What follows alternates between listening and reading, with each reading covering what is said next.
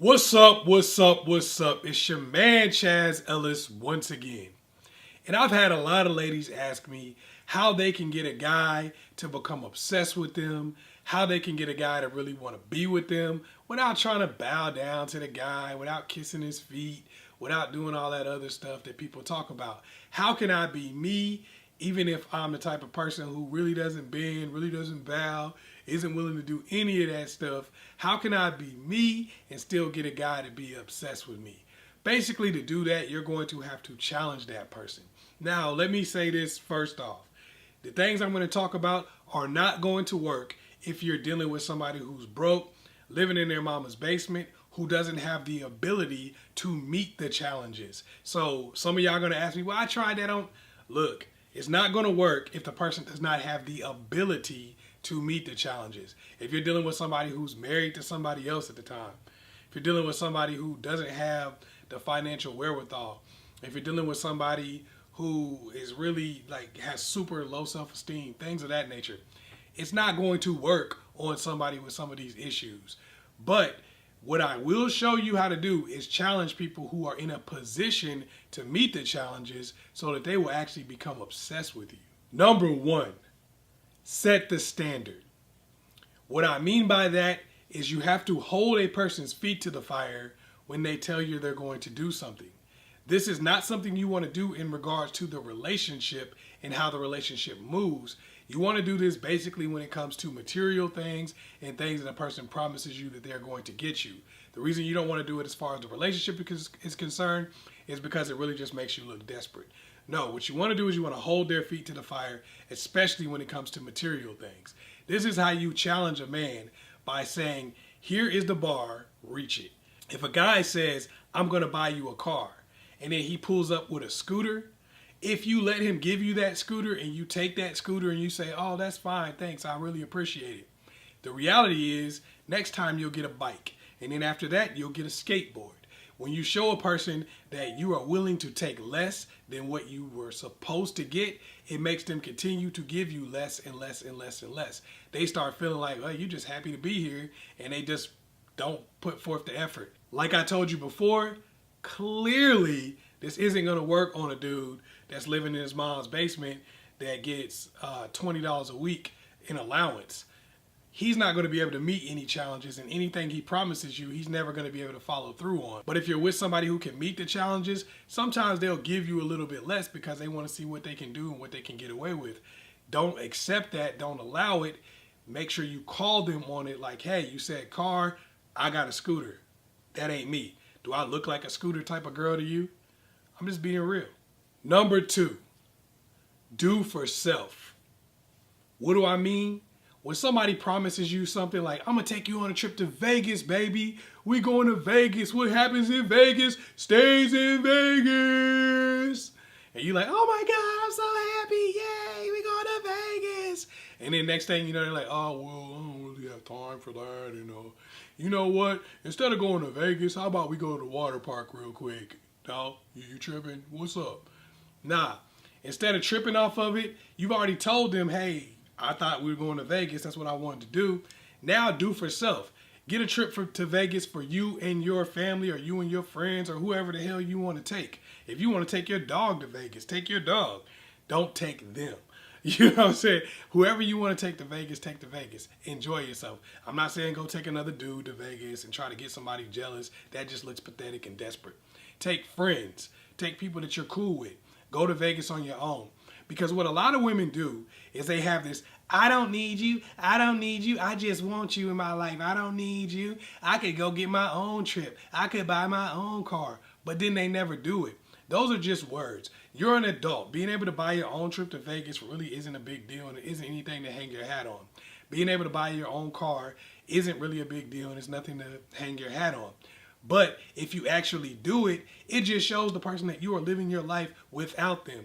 If they choose not to do the things that they said they were going to do, you can actually live your life without them. You can enjoy yourself. It shows a certain level of independence and self-sufficiency that makes a person actually want to be with you and think that you can actually help them going forward. Number three, do for him.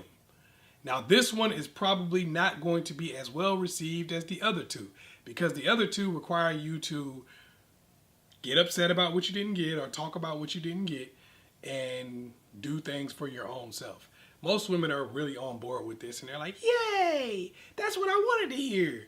So this is going to be the ones that people will most likely talk about the most. Like, number 2, that was so real. Number 3 is one that's gonna help you going forward in relationships.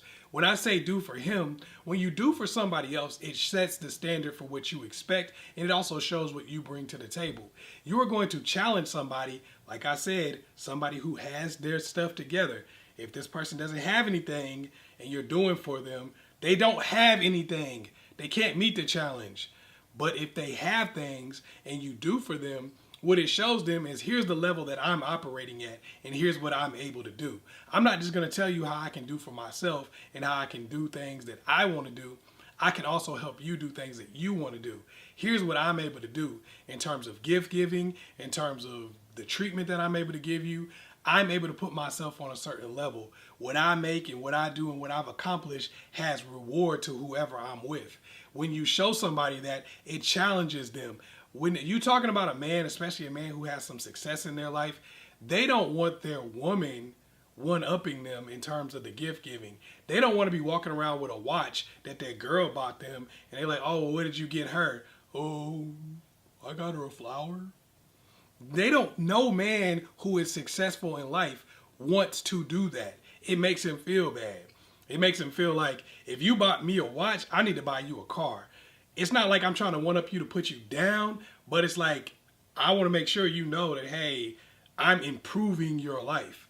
I'm not just over here along for the ride. The type of dude that wants to be along for the ride is the type of dude that can't do anything but be along for the ride. Number 4, positive past. When you talk about all of the bad things that have happened to you in life and how everybody did you wrong, that doesn't challenge a guy to do better. I mean, unless he's a dude that doesn't have anything going for him and he's got to try to stick his chest out by putting down other guys, he's going to feel like, wait a minute, I'm a top-notch dude and all you keep telling me about is all these broke, loser, lame dudes who dogged you out in the past, and now I'm getting their leftovers. I know that sounded harsh, but I'm keeping it a buck. That's how guys feel about that. Just like you probably feel the same way. Like, what if a dude asked 5 girls to marry him before you? They all turned him down. And now he's like, well, I got a ring for you though, huh? No? You're like, it's the same ring. Well, look, think about it.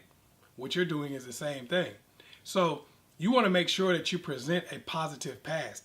You ain't necessarily got to lie, but you can spin the truth to where it fits the narrative that you want, which is what you're probably doing anyway, but you're just doing it for a sob story. Sob stories don't challenge somebody to do better. Showing somebody that, you know what, I had these people, they were cool and everything, but here's what I wanted in my life. Here's what I want to accomplish. Here's who I wanted to be with. No, I don't have these bad stories. I don't have this negative stuff over here. Nope. I want a certain type of person. I don't know if you can meet that or not, but that's what I'm looking for. When you show somebody that, it shows them that they're actually lucky to be with you, and they start feeling like they've been picked rather than they just got what was left over or picked over. Number 5, let it flow. Every time you do something for somebody doesn't mean you're going to get something in return right away. Stop talking about, well, when are we going to get married? We went and met your family. When are we going to get married? I cooked you a meal. When are we going to get married? I did this, I did that. When are we going to be in a real relationship? Blah, blah, blah. When you're acting like this, it's basically telling somebody that you have nothing else. This does not inspire somebody. This does not challenge somebody. When you're in a situation where you're constantly trying to get somebody to be in a relationship with you, constantly trying to push the relationship, it shows that you're desperate and you don't have a lot. Because if you had a lot, you'd be like, well, maybe I'll get in a relationship. Maybe I'll get married. I don't know. Let me think about it for a little while. Yeah, if you ask, I might. Well, it's not that big of a deal. I'm just chilling right now.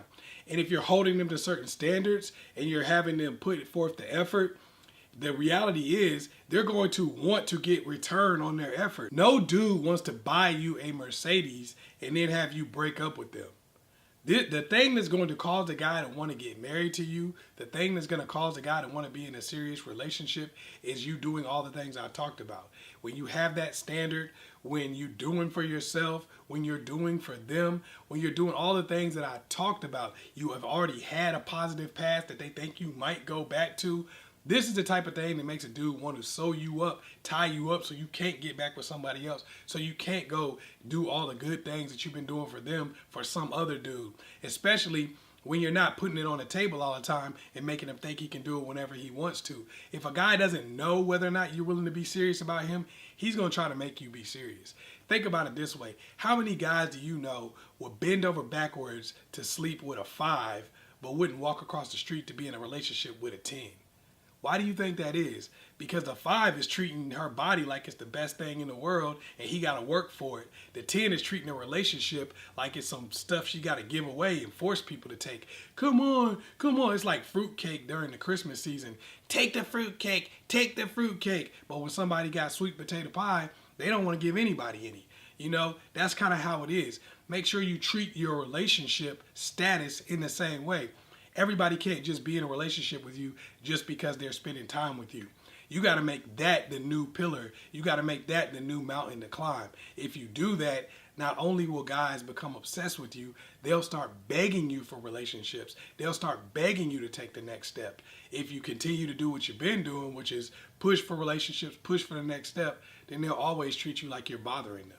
Hopefully I was able to help you out. Once again, it's your man, Chazz Ellis. Make sure you like and subscribe and also share this video with somebody else. If you need extra help, make sure you go to the ChazzEllisProject.com, get a detailed question or a consultation so I can help you out a little bit further. It's your man, Chazz Ellis. Peace.